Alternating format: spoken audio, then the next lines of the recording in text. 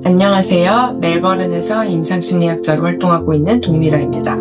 오늘은 우리가 신체적인 통증과 어떻게 함께 할 수 있을지, 다시 말해서 신체적인 고통과 함께 존재하는 방법에 대해 이야기해 보려고 합니다.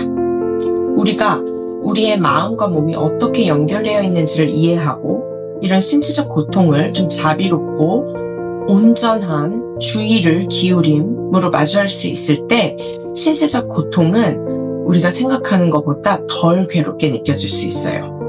이 이해를 돕기 위해서 먼저 간단하면서도 심플한 뇌의 모델 하나를 소개해 드릴게요. 댄 시겔 박사의 손-뇌 모델을 통해서 고통을 느낄 때 뇌에서 어떤 일이 일어나는지를 우리가 좀 시각적으로 이해할 수 있습니다. 손을 주먹을 쥐듯이 이렇게 말아보세요. 이게 바로 우리의 뇌고요. 접힌 손가락은 생각하는 뇌인 대뇌 피지를 나타냅니다. 그리고 안쪽에 감싼 이 엄지는 감정을 느끼는 뇌인 변연계입니다. 그리고 이 손목은 생존과 몸의 자동 반응을 담당하는 이 뇌간입니다. 몸을 조절하는.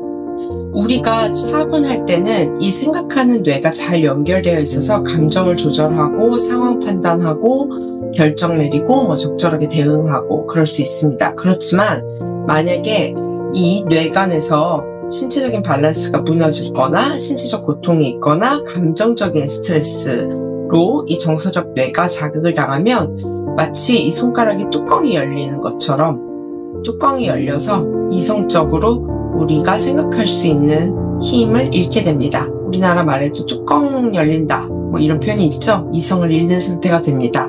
그러면 당연히 논리적인 사고나 자기 인식이 사라지고 감정뇌가 삐뽀삐뽀 우리를 압도하게 돼서 모든 게 위협적으로 느껴지고 긴급하고 위험하고 되게 안정적이지 않게 우리가 불안해지죠.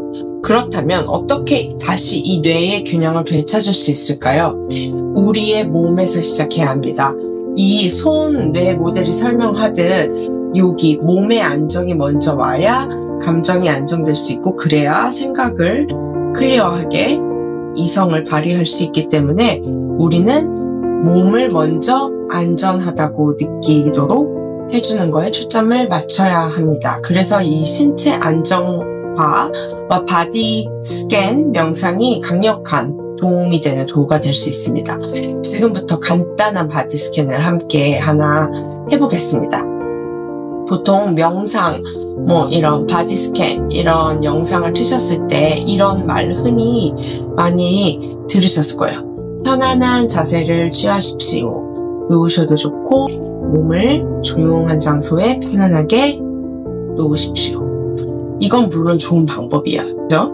그런데 바쁜 일상 속에서 그런 환경을 만드는 것이 항상 가능한 건 아니죠.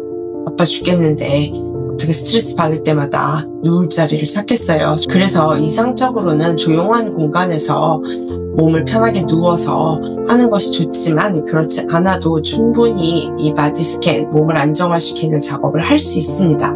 서 있을 때도, 이동 중에도, 집안일을 하면서도, 일을 하면서도 우리는 바디 스캔을 할 수 있어요.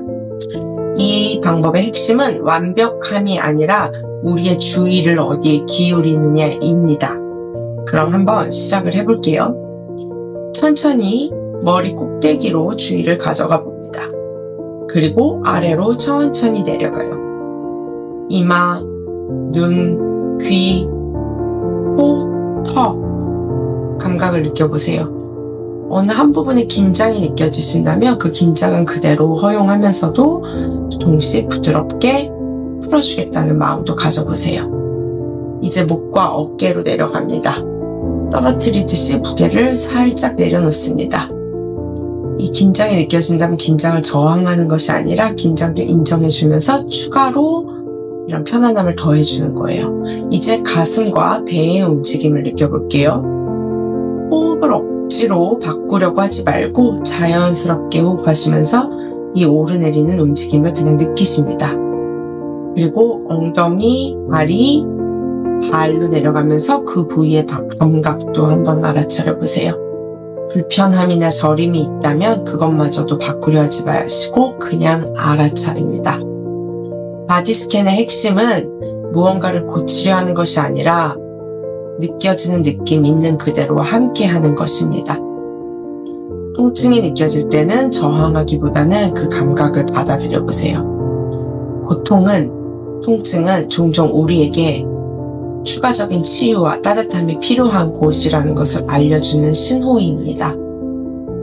물론 고통은 피하고 싶은 게 당연해요. 불편하니까. 그렇지만 어떤 신체적 고통은 지금 이 순간에는 피할 수 없는 것들도 있잖아요.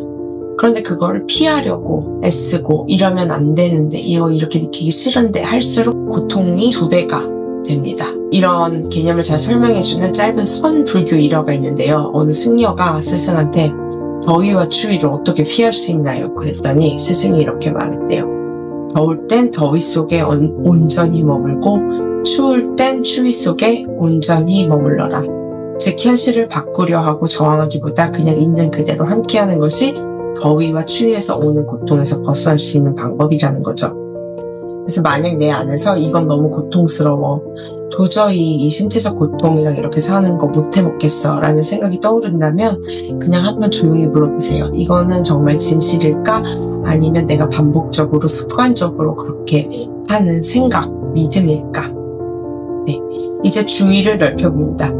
몸의 느낌을 넘어서서 고통이라는 그런 느낌까지 넘어서서 이제는 주위에 있는 소리, 빛, 온기, 바람, 향기, 보이는 것 이런 것까지 한번 주의를 넓혀보세요.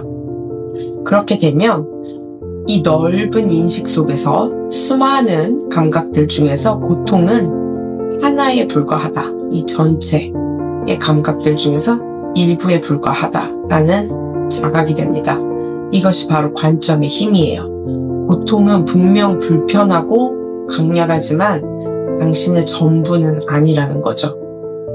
이것이 짧게 언제 어디서든 할 수 있는 간단한 바디 스캔 명상 연습입니다. 걷는 중에도, 요리 중에도, 집안일 중에도, 운동 중에도, 대화 중에도, 일하는 중에도 가능합니다.